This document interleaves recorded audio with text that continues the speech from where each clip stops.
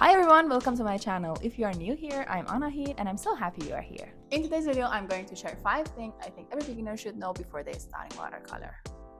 Whether you think about starting watercolor or you already bought your first set, these tips will help you start in the right way. So, let's get started. Number 1. Don't buy cheap paper. It's probably the biggest mistake beginners make. A lot of people think watercolor is difficult, but sometimes the problem isn't your skill, it's the paper.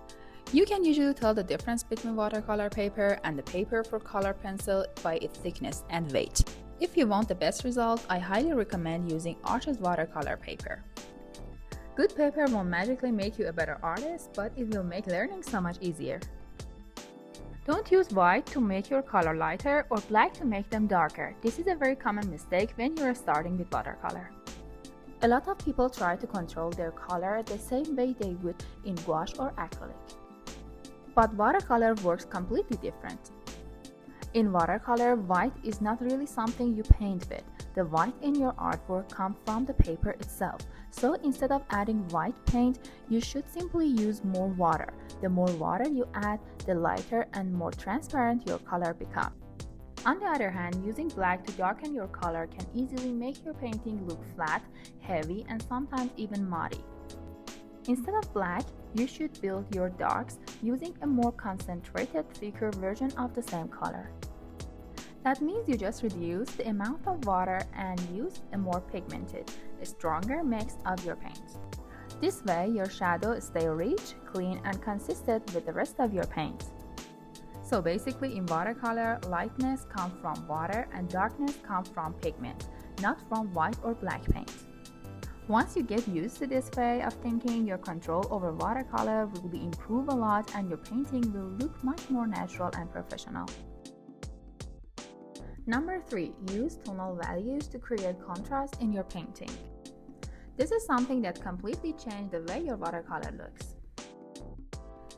Instead of thinking about color, you should focus more on light and shadows. Every painting has a light source and your job is to follow that direction consistently.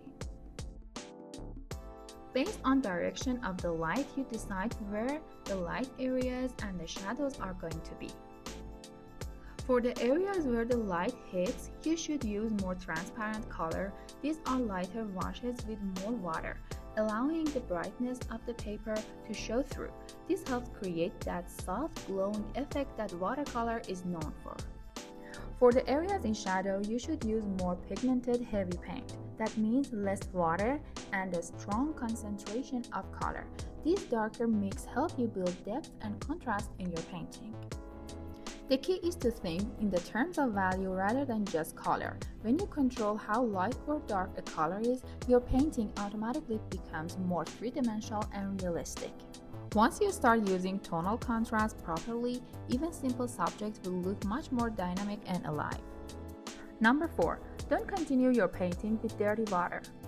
This might sound like a small detail, but it can make a huge difference in your watercolor results.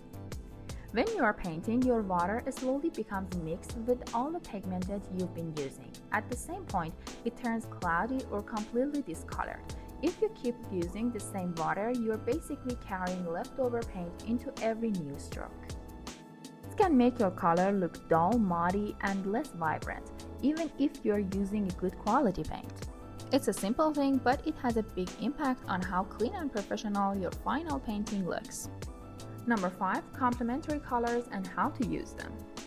Complementary colors are colors that sit opposite each other on the color wheel, like yellow and purple, blue and orange, and red and green. You don't need to overcomplicate it. Just think of them as colors that naturally create contrast.